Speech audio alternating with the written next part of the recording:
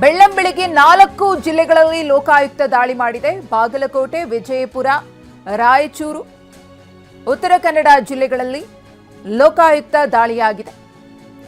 ಅಧಿಕಾರಿಗಳ ಮನೆಗಳು, ಕಚೇರಿಯಲ್ಲಿ ಶೋಧ ಕಾರ್ಯವನ್ನು ಲೋಕಾಯುಕ್ತ ಅಧಿಕಾರಿಗಳು ನಡೆಸಿದ್ದಾರೆ. ಬೆಳ್ಳಂಬೆಳಗ್ಗೆ ಆಗಿರುವಂತಹ ಲೋಕಾಯುಕ್ತ ದಾಳಿ ಇದು. 4 ಜಿಲ್ಲೆಗಳಲ್ಲಿ ಲೋಕಾಯುಕ್ತ ಅಧಿಕಾರಿಗಳು ದಾಳಿಯನ್ನು ಮಾಡಿ ಪರಿಶೀಲನೆಯಲ್ಲಿ ತೊಡಗಿದ್ದಾರೆ. ಬಾಗಲಕೋಟೆ, ವಿಜಯಪುರ, ರಾಯಚೂರು, ಉತ್ತರ ಕನ್ನಡ ಜಿಲ್ಲೆಗಳಲ್ಲಿ ಅಧಿಕಾರಿಗಳ ಮೇಲೆ ಕೇಳಿಬಂದಂತಹ ಒಂದಷ್ಟು ಆರೋಪದ ಹಿನ್ನೆಲೆಯಲ್ಲಿ ಈ ದಾಳಿ ನಡೆದಿದೆ. ವಿಜಯಪುರದಲ್ಲಿ ಕೃಷಿ ಅಧಿಕಾರಿ ಮಲ್ಲಪ್ಪಗೆ ಲೋಕಾಯುಕ್ತ ಅಧಿಕಾರಿಗಳು ಶಾಕ್ ಕೊಟ್ಟಿದ್ದಾರೆ. ಬಾಗಲಕೋಟೆ ಜಿಲ್ಲಾ ಪಂಚಾಯತ್ ಅಧಿಕಾರಿ ಶ್ಯಾಮ್ ಸುಂದರ್, ಬಾಗಲಕೋಟೆ, ಗದಗದ ನರಗುಂದ ಮನೆಗಳಲ್ಲಿ ಶೋಧ ಕಾರ್ಯವನ್ನು ನಡೆಸಿದ್ದಾರೆ. ವಿಜಯಪುರದಲ್ಲಿ ಕೃಷಿ ಅಧಿಕಾರಿ ಮಲ್ಲಪ್ಪಗೆ ಲೋಕಾಯುಕ್ತ ಅಧಿಕಾರಿಗಳು ಶಾಕ್ ಅನ್ನು ಕೊಟ್ಟಿರುವುದು. ಬಾಗೇವಾಡಿಯಲ್ಲಿರುವಂತಹ ಮನೆಯಲ್ಲಿ ದಾಖಲೆ ಪರಿಶೀಲನೆಯಲ್ಲಿ ಅಧಿಕಾರಿಗಳು ತೊಡಗಿದ್ದಾರೆ. ಉತ್ತರ ಕನ್ನಡ ಜಿಲ್ಲೆ ಸಿದ್ದಾಪುರದಲ್ಲಿ ಲೋಕಾಯುಕ್ತ ಅಧಿಕಾರಿಗಳಿಂದ ಪರಿಶೀಲನೆ ನಡೆಯುತ್ತಿದೆ. ಮುಖ್ಯ ಕಾರ್ಯನಿರ್ವಹಣಾ ಅಧಿಕಾರಿ ಮಾರುತಿ ಯಶವಂತ ಮೇಲೆ ಆಗಿರುವಂತಹ ದಾಳಿ ಗಮನಿಸ್ತಾ ಇದ್ದೀರಿ. ಒಂದು ಕಡೆ ಇವತ್ತು ಲೋಕಾಯುಕ್ತ ದಾಳಿಗೆ ಒಳಪಟ್ಟಂತಹ ಅಧಿಕಾರಿಗಳ ಫೋಟೋವನ್ನು ತೋರಿಸ್ತಾ ಇದ್ದೀವಿ. ಕಾಂಬಳೆ ಅಂತ ಹೇಳಿ ಯೋಜನಾ ನಿರ್ದೇಶಕರು, ಅವರ ನಿವಾಸದ ಮೇಲೂ ಕೂಡ ದಾಳಿಯನ್ನು ನಡೆಸಿದ್ದಾರೆ.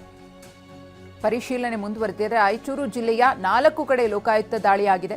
RDPR AEE ವಿಜಯಲಕ್ಷ್ಮಿ ಮನೆ ಮತ್ತು ಕಚೇರಿ ಮೇಲೆ ದಾಳಿಯನ್ನು ನಡೆಸಲಾಗಿದೆ. ಸಿಂಧನೂರು ಸಬ್ ಡಿವಿಷನ್ನಲ್ಲಿ AEE ಆಗಿರುವಂತಹ ವಿಜಯಲಕ್ಷ್ಮಿ, ರಾಯಚೂರಿನ ITMC ಲೇಔಟ್ನಲ್ಲಿರುವಂತಹ 2 ಮನೆಗಳು, ಯಾದಗಿರಿ ಮನೆ ಮೇಲೂ ಕೂಡ ದಾಳಿಯನ್ನು ನಡೆಸಿ ದಾಖಲೆಗಳ ಪರಿಶೀಲನೆಯಲ್ಲಿ ತೊಡಕೊಂಡಿದ್ದಾರೆ.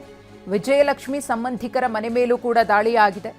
ದೇವದುರ್ಗ ತಾಲೂಕಿನ ಜೋಳದಡಗಿಯಲ್ಲಿರುವಂತಹ ತಂಗಿ ಮನೆಯಲ್ಲೂ ಕೂಡ ಲೋಕಾಯುಕ್ತ ಅಧಿಕಾರಿಗಳಿಂದ ಶೋಧ ಕಾರ್ಯ ನಡೀತಾ ಇದೆ.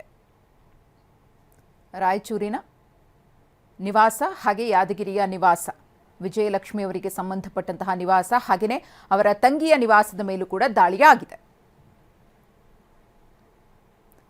ಈ ಕುರಿತು ಮತ್ತಷ್ಟು ಮಾಹಿತಿಯನ್ನು ಕೊಡೋದಕ್ಕೆ ನಮ್ಮ ಪ್ರತಿನಿಧಿ ಪ್ರಜ್ವಲ್ ಇದೀಗ ನೇರ ಸಂಪರ್ಕದಲ್ಲಿದ್ದಾರೆ. ಪ್ರಜ್ವಲ್, ಈಗ ಯಾರ್ಯಾರ ಮೇಲೆ ಲೋಕಾಯುಕ್ತ ದಾಳಿ ಆಗಿದೆಯೋ ಆ ಅಧಿಕಾರಿಗಳ ಮೇಲೆ ಕೇಳಿಬಂದಂತಹ ಆರೋಪ ಏನು?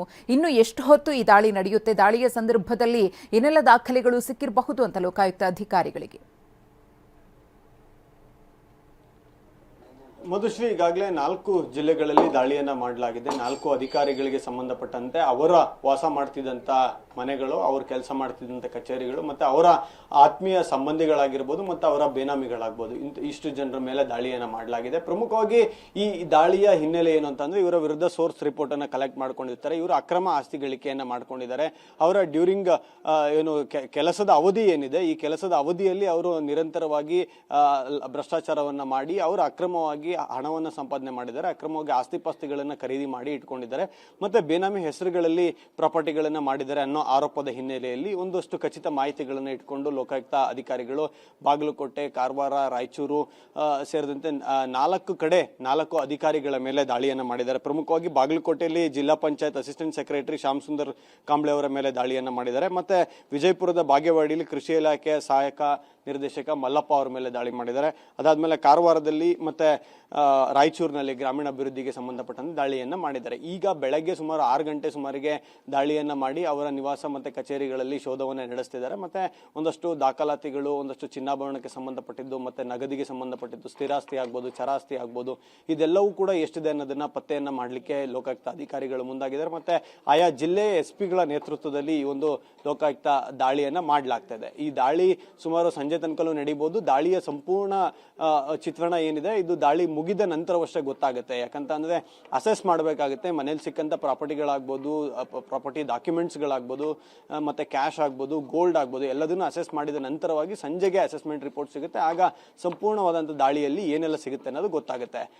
ಮಧುಶ್ರೀ, ತಮ್ಮ ಮಾಹಿತಿಗಾಗಿ. ಸಿಎಂ ಸಿದ್ದರಾಮಯ್ಯ ಪತ್ನಿ ವಿರುದ್ಧದ ಮುಡಾ ಪ್ರಕರಣ ಇವತ್ತು ಜನಪ್ರತಿನಿಧಿಗಳ ಕೋರ್ಟ್ನಲ್ಲಿ ಅರ್ಜಿ ವಿಚಾರಣೆಯಾಗುತ್ತೆ. ಲೋಕಾಯುಕ್ತ ಬಿ ರಿಪೋರ್ಟ್ ಪ್ರಶ್ನಿಸಿ ಖಾಸಗಿ ದೂರನ್ನು ದಾಖಲಿಸಲಾಗಿದೆ. ಸ್ನೇಹಮಯಿ ಕೃಷ್ಣ ಅವರು ಖಾಸಗಿ ದೂರನ್ನು ದಾಖಲಿಸಿದ್ದಾರೆ. 11 ಅಕ್ರಮಗಳ ಪೈಕಿ 1ರ ತನಿಖೆಯ ವರದಿ ಸಲ್ಲಿಕೆ. ಬಿ ರಿಪೋರ್ಟ್ ಸಂಬಂಧ ಕೋರ್ಟ್ಗೆ ಲಿಖಿತ ಹೇಳಿಕೆಯನ್ನ ನೀಡಲಾಗುತ್ತೆ. ಇಂದಿನ ವಿಚಾರಣೆಯ ಬಳಿಕ ಆದೇಶವನ್ನ ಕಾಯ್ದಿರಿಸುವಂತಹ ಸಾಧ್ಯತೆ ಇದೆ. ಮುಡಾ ಪ್ರಕರಣಕ್ಕೆ ಸಂಬಂಧಪಟ್ಟಂತೆ ಲೋಕಾಯುಕ್ತ ಅಧಿಕಾರಿಗಳು ಏನು ತನಿಖೆಯನ್ನು ಮಾಡಿದ್ರು, ತನಿಖೆಯ ನಂತರ 11 ಅಕ್ರಮಗಳ ಪೈಕಿ ಒಂದರ ಬಗ್ಗೆ ಈಗಾಗಲೇ ರಿಪೋರ್ಟನ್ನು ಕೊಟ್ಟಿದ್ದಾರೆ, ಬಿ ರಿಪೋರ್ಟನ್ನು ಕೊಟ್ಟಿದ್ದಾರೆ. ಬಿ ರಿಪೋರ್ಟ್ ಸಲ್ಲಿಕೆಯ ಬಗ್ಗೆ ದೂರುದಾರರಾಗಿರುವಂತಹ ಸ್ನೇಹಮಯಿ ಕೃಷ್ಣ ಅವರು ಆಕ್ಷೇಪವನ್ನು ವ್ಯಕ್ತಪಡಿಸಿ ದೂರನ್ನು ಕೊಟ್ಟಿದ್ದಾರೆ, ಅರ್ಜಿಯನ್ನು ಸಲ್ಲಿಸಿದ್ದಾರೆ. ಬಿ ರಿಪೋರ್ಟನ್ನು ತಿರಸ್ಕರಿಸಬೇಕು ಅಂತ ಹೇಳಿ ತಮ್ಮ ಪರವಾಗಿ ತಾವೇ ವಾದವನ್ನು ಕೂಡ ಮಾಡಿದ್ದಾರೆ.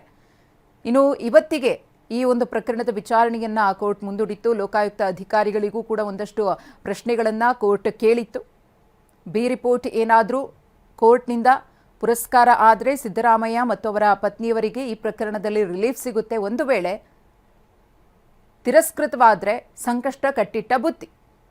ಇವತ್ತು ವಿಚಾರಣೆಯ ಬಳಿಕ ಆದೇಶವನ್ನ ಕೋರ್ಟ್ ಕಾಯ್ದಿರಿಸುವಂತಹ ಸಾಧ್ಯತೆ ಇದೆ.